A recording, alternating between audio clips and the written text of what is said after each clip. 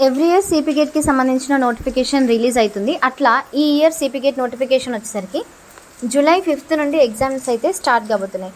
So బేసిక్గా CP gate అనేది ఒక ఎంట్రన్స్ ఎగ్జామినేషన్. ఇది ఏంటంటే పీజీ చేయాలనుకునే వాళ్ళకి నార్మల్గా ఎంబీఏ ఎంసీ ఎట్లయితే ఉంటుందో అట్లా సిపి గేట్ యూజ్ చేసుకొని కూడా డిఫరెంట్ కైండ్స్ ఆఫ్ కోర్సెస్ని మనం జాయిన్ అవ్వచ్చు.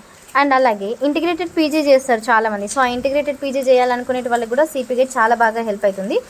దీనికి సంబంధించిన టైం స్కెడ్యూల్ ఒకసారి చూసేద్దాము. 18th నుండి జూన్ 17th వరకు అప్లికేషన్స్ చేసుకోవడానికి అయితే ప్రాసెస్ ఇచ్చారు. అండ్ అలాగే వన్స్ నోటిఫికేషన్ అయిపోయిన తర్వాత ఎవరు కండక్ట్ చేస్తున్నారు ఈసారి ఎగ్జామినేషన్ అనేది కూడా మనకు తెలుస్తుంది. లైక్ ఒకసారి మహాత్మా గాంధీ యూనివర్సిటీ వాళ్ళు కండక్ట్ చేస్తారు, ఒకసారి ఉస్మానియా కండక్ట్ చేస్తారు, ఒకసారి జేఎన్టీయూహెచ్, ఇట్లా ఇయర్కి ఒకరు ఎగ్జామినేషన్ అయితే కండక్ట్ చేయడం జరుగుతుంది. అండ్ అలాగే జూన్ 26th నుండి 10th వరకు మనకి ఏంటంటే కౌన్సిలింగ్కి సంబంధించిన స్కెడ్యూల్ కానివ్వండి అన్నీ కూడా వెబ్సైట్లో అయితే అవైలబుల్గా ఉంటాయి. నెక్స్ట్ ఏంటంటే లాస్ట్ ఇయర్ తోటి కంపేర్ కనుక చేసుకున్నట్లయితే పర్సంటేజ్ ఎవ్రీ ఇయర్ పెరుగుతూ ఉంటుంది కదా, అట్లా లాస్ట్ ఇయర్ అయితే 42.46% మాత్రమే చాలామంది ఈ కోర్సెస్లలో జాయిన్ అయ్యారు. అందులో మెయిన్ రీజన్ ఏంటంటే రెగ్యులర్గా కాలేజెస్కి వెళ్ళాలి అనే ఒక నిబంధన, బయోమెట్రిక్, ఇవన్నీ రీజన్స్ వల్ల చాలామంది స్టూడెంట్స్ ఆప్ట్ చేసుకోలేకపోతున్నారు. అండ్ అలాగే ఎవ్రీ ఇయర్ హవా ఉన్నట్టే కంప్యూటర్ సైన్స్ స్ట్రీమ్ ఏదైతే ఉంటుందో కంప్యూటర్ సైన్స్ స్ట్రీమ్ వాళ్ళది మాత్రమే ఎక్కువ కోర్సెస్ జాయిన్ అయిన వాళ్ళు ఉంటారు. ఇక నెక్స్ట్ అప్డేట్ వచ్చేసరికి టీఎస్ టెట్ గురించి.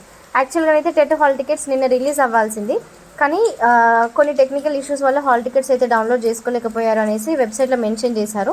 మరి ఎప్పటి నుండి డౌన్లోడ్ చేసుకోవచ్చు అంటే 18th నుండి మనం హాల్ టికెట్స్ అయితే డౌన్లోడ్ చేసుకోవచ్చు.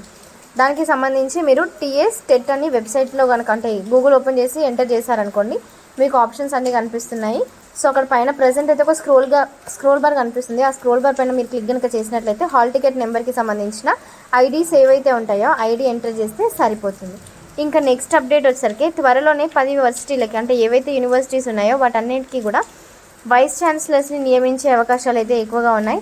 అండ్ దీనికి సంబంధించి ఎక్స్పీరియన్స్డ్ వాళ్ళని తీసుకుంటారా లేకపోతే ఆల్రెడీ యూనివర్సిటీలో కంటిన్యూ అవుతున్న ఫ్యాకల్టీని నియమిస్తారా అనేది అయితే ఇంకా తెలీదు. ఇట్లా కనుక చేసినట్లయితే కాలేజెస్లో ఉన్న ఏవైతే రూల్స్ అండ్ రెగ్యులేషన్స్ ఉంటాయో అవి చాలా వరకు చేంజ్ అవ్వడం అండ్ అలాగే హాస్టల్ ఫెసిలిటీస్ కానివ్వండి, రీకన్స్ట్రక్షన్స్ ఇవన్నీ చేయడం అయితే జరుగుతుంది. అలాగే టీఎస్ టెట్కి సంబంధించి ఇంకొక అప్డేట్.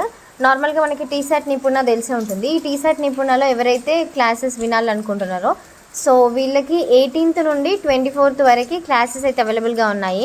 అటు డిఎడ్ స్టూడెంట్స్కైనా ఇటు బిఎడ్ స్టూడెంట్స్కైనా కూడా క్లాసెస్ వినే అవకాశం అయితే కల్పిస్తున్నారు. నార్మల్గా పేపర్ ప్యాటర్న్ ఏ విధంగా ఉంటుంది, సిలబస్ ఏ విధంగా ఉంటుంది అనేది, లేదు అంటే మీరు ఆన్లైన్లోనే మాక్ టెస్ట్ కూడా రాసుకోవచ్చు. ఈ మాక్ టెస్ట్లు ఏంటి అంటే మనకి నార్మల్గా ఎవ్రీ ఇయర్ ఆఫ్లైన్ ఎగ్జామినేషన్ పెడతారు కదా, కానీ ఈసారి ఆన్లైన్ ఎగ్జామినేషన్. సో అందుకోసమని ఈ మాక్ టెస్ట్లు ప్రాక్టీస్ చేయడం వల్ల మనకి బటన్స్ అంటే అక్కడ స్క్రీనింగ్ ఎలా ఉంటుంది, ఆటోమేటిక్ టైం ఆఫ్ పాజ్ చేయడం ఉంటుందా లేదా, ఇవన్నీ కొంచెం హ్యాబిచుయేట్ అయిపోతాయి అన్నమాట. Thank you.